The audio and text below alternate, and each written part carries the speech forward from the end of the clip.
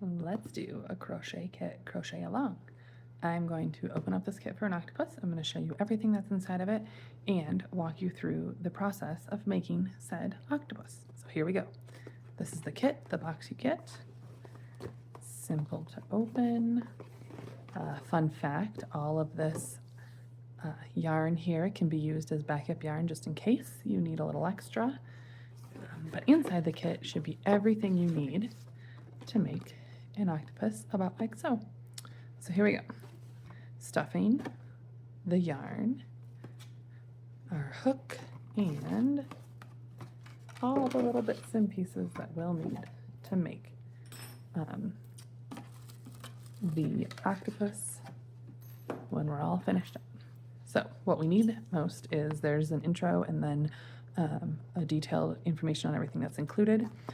But what's most important is this section right here. This is the pattern, and this is what we're going to do right now. And I'm going to go through the process with you. So round 1 is a single crochet 8 into a magic ring. For this, I'm going to show you me doing each stitch, but I am not going to go into detail about the stitches themselves. I have other videos for that, and this is just to kind of show you what it looks like to make the octopus itself. So we're going to do a magic ring, and then into this magic ring, we are going to make 8 single crochets. A little too tight here. So 1, 2, 3, 4, 5, 6, 7, 8. All right, so we have 8 single crochets in our magic ring. We're going to pull it tight.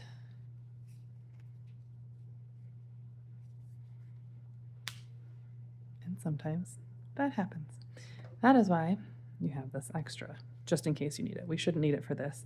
I am going to undo that magic ring because it was not tight. That is one downfall of Bernay blanket yarn, is that it can snap like that. It's great if you're trying to crochet out and about and you forgot your scissors. Super frustrating if you are working on a project and snap it where you don't want it to snap. So 4, 5, 6, 7, 8. Okay, we are going to try that again.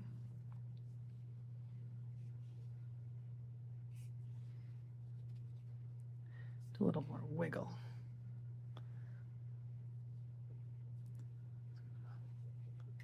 Move this stuff out of the way so it stops trying to refocus itself. Okay, so here is our 8. There, it's tight. This is what you want.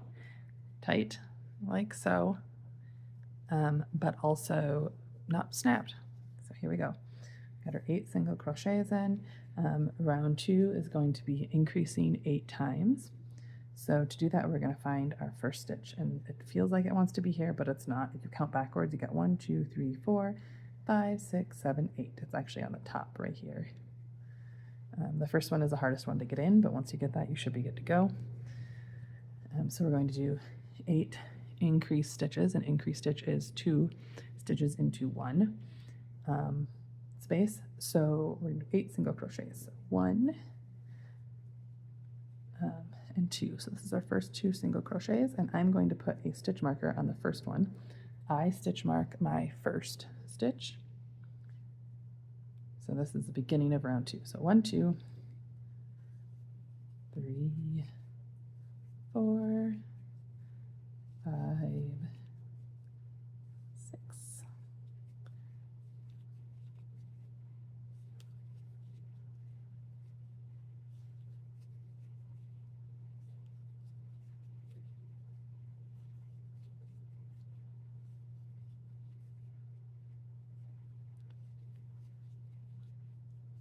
13, 14, 15, 16. Okay, so we are done with round 2. I got 16 stitches total. We're going to go on to round 3. Let me give myself a little more yarn to work with. Round 3 is going to be a single crochet and then an increased crochet 8 times. So we're adding 8 stitches to this round, in this round. So we're going to take our stitch marker out, do our first single crochet, put our stitch marker back in so we know where the beginning of round 3 is. So single, double. You can do whatever's easier for you. I have a tendency to go single, double all the way around. You could count by 3s for this particular pattern. Whatever works for you. I will also tell you that if you are working on this and you can't remember what your previous stitch was, you can either very easily tell by pulling it out and seeing whether there were 2 stitches in one, but you can also kind of feel the V. You can't see it, but you can feel that this is a double, and this one right here has a V, whereas this is a single and there's no V. So I go single, double, all the way around for round 3.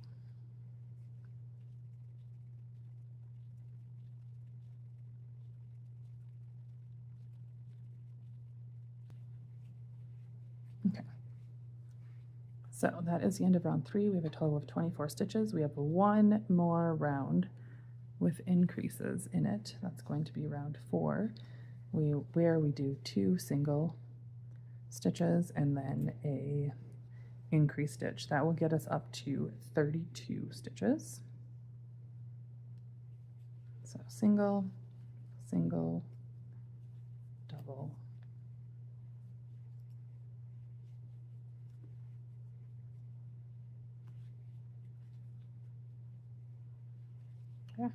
myself all knotted up. Single, single, double, single. Good grief. Single, single, double, single, single, double. That is all figured out by feel. You do not see stitches very well in Brene Blank yarn. It is a struggle to see the stitches, but once you give yourself a lot of grace on your first creations, and then you will get comfortable with feeling your stitches and a whole new world will open up. You'll also learn that this yarn is very forgiving. If you miss a stitch in one round, unless you're doing a detailed face or shaping, you can probably make that stitch up in the next round. It's very forgiving. But I'm going to finish this one out, and then this is going to be our last round of increases. And after this, we'll do multiple rounds of just single crochet. Okay, so right now you can see we have round 1, 2, 3, and 4, and we are at 32 stitches. So the next 6 rounds are going to be just single crochet all the way around. I'm going to start it, and then I will speed through all of it so you don't have to watch me just do endless single crochets. Let's see. Single, put my stitch marker back in so I don't have to think about counting. So this first one I will count to 32. The rest of them I will just do them without counting, knowing that my first one was correct. So I'm going to count this one. We're at 4.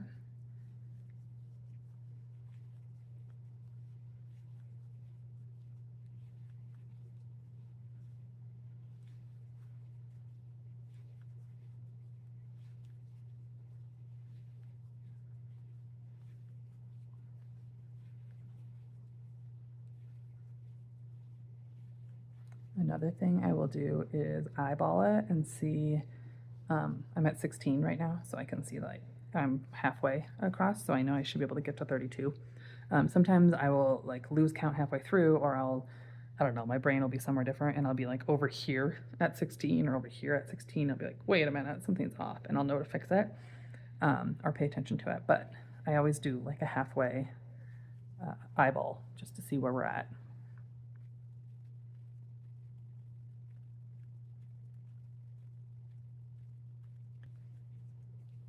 And wait, 32. We did it. We made it to 32. So that was round 5, which was just single crochets all the way around for 32 of them. And then 6, 7, 8, 9, and 10 will all be single crochets all the way around. So I will be back when I have completed those. So this is the end of round 10. Yeah, 1, 2, 3, 4, 5, 6, 7, 8, 9, 10 rounds. And I did want to point out one thing. So this is the shape of the head we got going on here. But there is technically a right and a wrong side of amigurumi. This is the right side, the side that you want facing out. And this is the wrong side. And this is the cat. This is Graham. It's not super obvious between right and wrong. I make note of how I start my magic ring and do a right and wrong that way. You can see that there's a little more slant on the right side, and there's more of a straight line around on the wrong side. Ultimately, the right and the wrong is not that important, especially when you are beginning. Like, don't let it be the thing that frustrates you and gets you to stop. But just so you do know, this is the right side and this is the wrong side. Again, not that easy to see in the fluffy yarn. But we are done with round 10, so we're going to go into round 11. Round 11 is where we start to decrease, so we've got a new stitch coming in here. We're going to do 1 round of decreases, and then we're going to jump into the tentacles for this little octopus. So with round 11, it is 2 single crochets and then a decrease. So we'll start out just like normal, single crochet. We'll put our stitch marker in there, another single crochet, and then we will stitch these 2 stitches together with an invisible decrease. We go into the front loop of both of them, pull up and pull through. So that is a decrease. We're now down 1 less stitch. So single, single, decrease.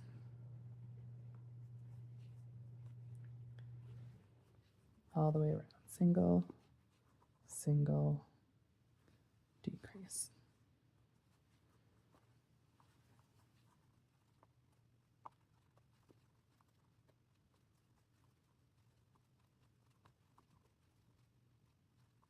So this is going to put us at the end of round 11, and we're going to start our tentacles on this next round. So what we're going to do with the tentacles, actually we're going to push pause and put the eyes in first. We have 2 options in the kit. You have the option of either using your needle to embroider some eyes if you want to go that route. That does make it a little more baby safe. These are technically called safety eyes. However, they are considered a choking hazard, so not that safe in the grand scheme of things. So they are not recommended for children under the age of 3. I'm going to go ahead and put the safety eyes in here so you can see how they work. Embroidery would be, there are other videos on how to embroider if that's the route you want to go, but it's basically just stitching eyes on, and you can look at pictures and try to replicate. That's a lot of what I do. Depending upon the mood, you have a lot of control over the mood of your creation when you do embroidery. And you can definitely use this to add eyelashes, eyebrows, smiley faces, a little more facial features, a few more facial features to your creature. But what we're going to do here is I'm going to show you how to put the safety eyes in. It does, for my notes on here, it does say to add them between rows 8 and 9. You obviously have the freedom to put them wherever you want, but I will do that. And I do put them on the opposite side of this. This is going to have, you'll be able to tell where this start and finish is when you get to the end of the tentacles. But what we'll do is we'll go to the opposite side, and we'll count down 1, 2, 3, 4, 5, 6, 7, 8. So right around here, we'll put our first one in, and then it does say roughly 8 stitches between them. You put them where they feel good when you're done. So 1, 2, 3, 4, 5, 6, 7, 8 between them. So I'll put this in stitch 9. So this is what he's going to look like with his eyes. And to do this, you're going to take the back of the eye. There are a couple of ways to do this. There are tools to help you with this. I'm going to just go ahead and use my hands to be able to show you what your options are without extra tools. So you've got your eye in there, you've got the back out the other side. This goes on like this, and you use brute force. Let's see if you can even hear it. There you go, you heard the popping. So now it's multiple threadings here, and your eye is very secure. Technically, it is secure. Again, it's possible to get it ripped out, to either pull it out through the stitches or to wiggle the backing off of it. So that's why it's not technically child safe. But unless you're manhandling this, it's not going anywhere. So same thing on eye 2. Get it on there like that, and then just brute force to squish it on down. So I've got the 2 eyes on. At the end, it might make sense to add a little smiley face on here, maybe some eyelashes or eyebrows. We'll see where we're going when we get there. So we are at the end of round 11. We're about to go into the tentacles and learn a few new stitches and methods. So going into this, we're going to use front loop only. FLO is front loop only, so you can see that we've got both sides here. We're going to work only with all these other stitches, we've been going through both of them. For this round, we're going to go front loop only and work off the front loop. And then when we come around to the next round, we're going to do this front loop is going to be worked. So we're going to work into the back loop only. And we're using that here so that we can be completely no-sew. We're not going to have to sew anything together. So I'll show you the beginning I'll show you one tentacle, and then I'll do the rest off camera so you don't have to watch that go in circles. But first thing we're going to do is a slip stitch, new stitch. So a slip stitch, we're going to go into this first one. We're going to do front loop only, so we only have one loop on the hook. And a slip stitch is just going straight up. We're just slipping it together. It's smaller than a single crochet. So a slip stitch, and then we're going to chain 17. This is 1, 2, 3, 4, 5, 6, 7.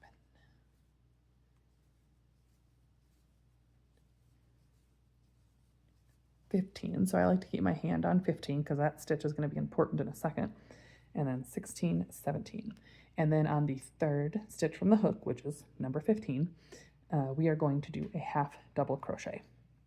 And actually a half double crochet increase, and that is going to help this spin around. So we're going to go under, pull up a loop. It's basically going to put an extra unattached loop with our working yarn on our hook. We're going to go into stitch 15. We can go into any variation, whatever works for you. Usually it's technically the back loop that works. If you want to pull up 2 loops, it doesn't matter which one you go into. It's kind of what's comfortable for you because it's not going to make that big of a difference. So we're going to go into the loop and pull up another loop. So we're going to have 3 stitches or 3 loops on our hook. And this is the foundation of a half double. And pull a loop and pull through all 3 of them. So I'll show you that a few more times as we work an increase into each one of these. So pull up a loop, go into the stitch, pull up another loop, and then pull up a loop and pull through all 3. And so now we have 2 half doubles. You can see they're a little bit bigger than a single crochet. We have 2 half doubles, and we're going to put that in each one of these stitches. So we're going to end up with 30 half doubles at the end of the day, or end of the tentacle. And we're just going to work all the way down. So in, and I'm going to work down and show you how I attach it back to the body so you have an understanding of that. And then I will work on the rest of the tentacles on my own off screen. And then we'll jump right into the closure, and we're almost finished.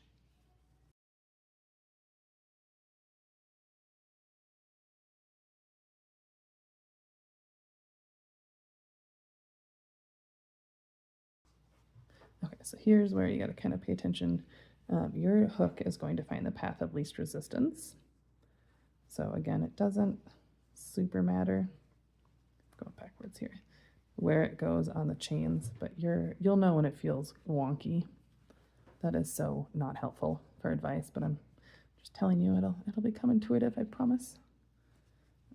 Let's see, here's the last one. So make sure you get this last one. So this last little guy here, it'd be easy to miss him, but make sure you get him. I've definitely forgotten him a couple times. You don't want to forget them consistently because then you'll have a really loose octopus. Okay, so here's our tentacle.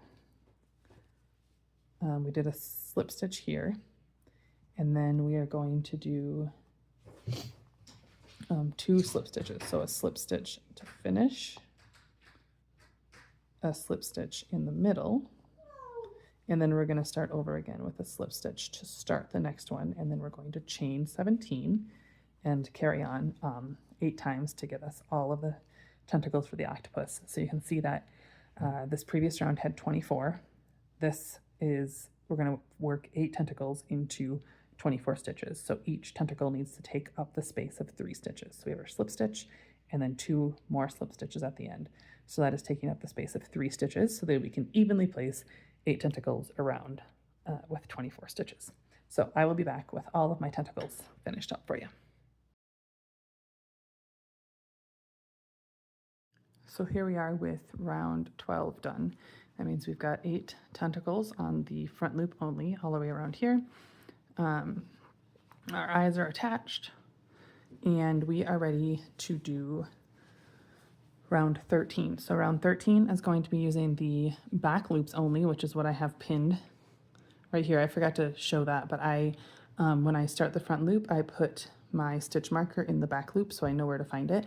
Once you find that first one, they're much easier to find. If you're working with like a acrylic yarn or a worsted weight yarn, you'll be able to see it better.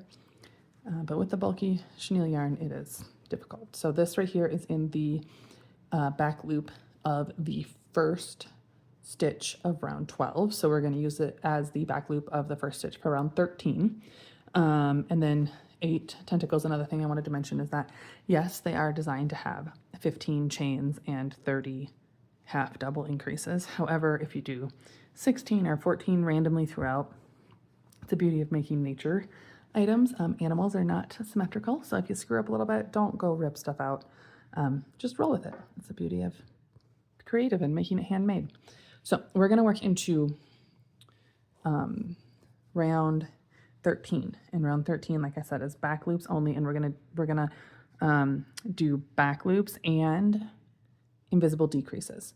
So with this, there should be 24 stitches here, and we're going to do a single crochet and an invisible decrease to take those 24 stitches down to 16 stitches. So I'm going to show it a little bit closer here so you can see. Here's where my stitch marker is. This first one is going to be a single crochet. We're going to go in with the stitch marker and single crochet, and I'm going to move the stitch marker up to the single crochet right away so I know where the beginning of round 13 truly is. This also helps me because if for any reason I screw up, lose count, and I need to like pull it all out, I know that this here is in the very first stitch and will stop me from pulling too far.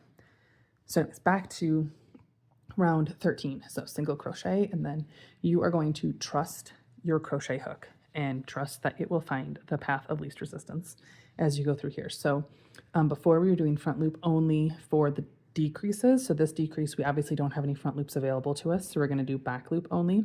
We're going to go through 2 back loops, and we're going to use our hook to actually help us. There we go. So we go in 2 of the back loops. We're going to pull up a loop, and then once we get it wiggled up properly, we're going to just do a regular single crochet with those 2 loops.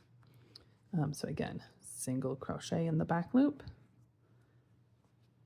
and then a single decrease, invisible decrease. So these are the back loops. We're going through 1 loop in each stitch, pulling up, and then pulling through. So all the way around, we're going to do a single and a decrease. And as I said in the beginning, I'm not going into super detail on the stitches themselves. I have other videos to teach the stitches. This is more to give you a feel of the entire project and also to give you some visual guidance if you need a refresher or if some part of the pattern just isn't clicking as a written pattern. Here is your visual.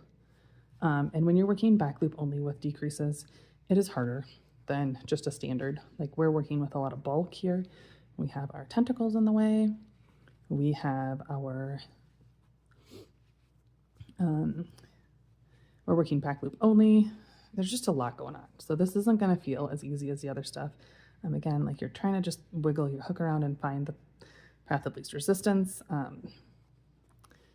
I'm showing you real time and the real struggle, because sometimes this isn't as easy as we would like it to be. And as you saw there, I can show it again. But sometimes if I can't get the stitch to work, especially when we're working back loop only like this, I will go in, and like I did on that one, I went in and then I couldn't get this one to pull. So I actually pulled it the wrong direction and then went back, just kind of loosen it a little bit so that you can do what you need to do to get those stitches in.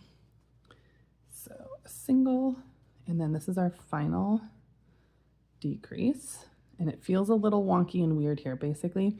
So this is where, oops, sorry, I'm totally off screen. This is where we went from front loop only to back loop only. So this is a crossover stitch. And so you're going to use that stitch. And you can continue to do back loops on it, but you're going to use that stitch to close this off with your last invisible decrease. It's not super invisible in this particular setting, but the effort has been made. So there is your final decrease on this round. Pull my hook out. So here we have him with, we have just one more round to go. But before we finish up that round, we're going to take our stuffing and fill him up. You can stuff them a lot, stuff them a little, whatever works for you. It is also pretty common. Where'd the piece I broke off earlier? I usually just tuck it in there, so I don't have to throw it away. But I have measured this stuffing out, so you should be able to use it all, unless it doesn't feel right. Stuffing it all in there, kind of spreading it out, should give you an octopus that has a little bit of give, and holds its form, but isn't like rock solid. So here's another factor we're adding into this mix here. For this round, this last round, round 14, it's invisible decreases all the way around, and we're dealing with the stuffing and the tentacles. So while it's a pretty straightforward stitch, you got a lot going on. So give yourself some leeway as you go. Give yourself some grace. So I took that stitch marker out of the way because we don't have a lot of room here. And this, we're going to go back to front loop only for our decreases, and we're just going to decrease all the way around. Even I have a little too much going on, and I've made tons of these guys. It happens to the best of us. So I'm going to stitch mark my first stitch and then all the way around. So 1, 2, we will have a total of 8 invisible decreases as we go around. Sorry, I'm moving off screen. Just goes to show how hard it is to get some of these. Just a little extra struggle. So. And also proof that it's not always pretty as we stitch through everything. Sometimes there's a little bit of wrestling with your yarn. Okay, so 2 more. This is 7 and 8. 8 is the next 2. I'm going to get this stitch marker out of the way because it's just being bothersome. I just know the last 2 are what I need. There we go. So now we're down to a little tiny hole. And then we have this much in this particular creation. We have this much left over, which is fantastic. Having extra yarn is always better than not enough. I'm going to snap it. You can use the scissors, whatever works for you. And then we're going to fasten off. And to fasten off here, so we're going to completely cinch this down so we don't need it to be like a aesthetically pleasing fasten off. I'm just going to pull all the way through. So that's going to create not so much a knot as a loop that's not going to come undone. I'm going to trade my hook for my curved darning needle. And I am going to thread it. And what we're going to do here is all the way around here, we're going to go through the front loop only, or all of them. Honestly, you're just cinching it all up together. I am going to go through the front loop of each one and weave in and out and then pull it tight. It's kind of like the magic circle at the beginning. and there is the possibility that this will snap. So be careful, because when it snaps at this stage, it is very frustrating. So here we go. We're going to go in. I go in and in. So I go in from the front, in from the back, and then pull through. In from the front, and then I just kind of curve it around. This is where the curved part of the darning needle is amazing. All right, so that is 4 stitches down. I've got 4 to go. Here's 5 and 6. And then 7 and 8. So I managed to show you how to snap it at the beginning. Let's hope I don't do that here at the end, because then I'll have to start all over and show you, start a whole new video on how to fix it. But you should be able to pull this tight, about like so. Just pulled right shut, so don't tug on that too much. Now we're going to tie some knots, and that's going to look about like so. I simply go in somewhere nearby that I know is not one of these stitches, like maybe this guy here is definitely a stitch from the previous round. I pull up, pull through, and then go back through my yarn and pull tight. And I will do that a few times, maybe twice, to make sure that it feels good. This is where you make sure that it's good and secure and not going to just unravel. And so 2 of them should suffice. And then we're going to take our yarn or hook, just kind of stab it through somewhere. I like to weave this through. I'm always afraid that I'm the person who like picks at things. I'm afraid if there's ever a loose thing, someone's going to pick at it and like unravel the whole thing. So I just weave in and out here. Maybe one more just because I can. Got enough yarn here. And then this is the part where I'm gonna have to go get a scissors, but I will cut this off, because if I can't snap it close enough. So I'll cut that off with the scissors, and then after I cut it, I'll if there's any remnants, I'll just poke it right back in. So this is the finished octopus. Does not have any facial features. Maybe I can do some embroider alongs for those in the future, but for right now, this is the foundation of the octopus. This is the finished octopus, in all honesty, that you will make with the octopus kit and these handy dandy instructions. So, ta-da, and congratulations, you did it.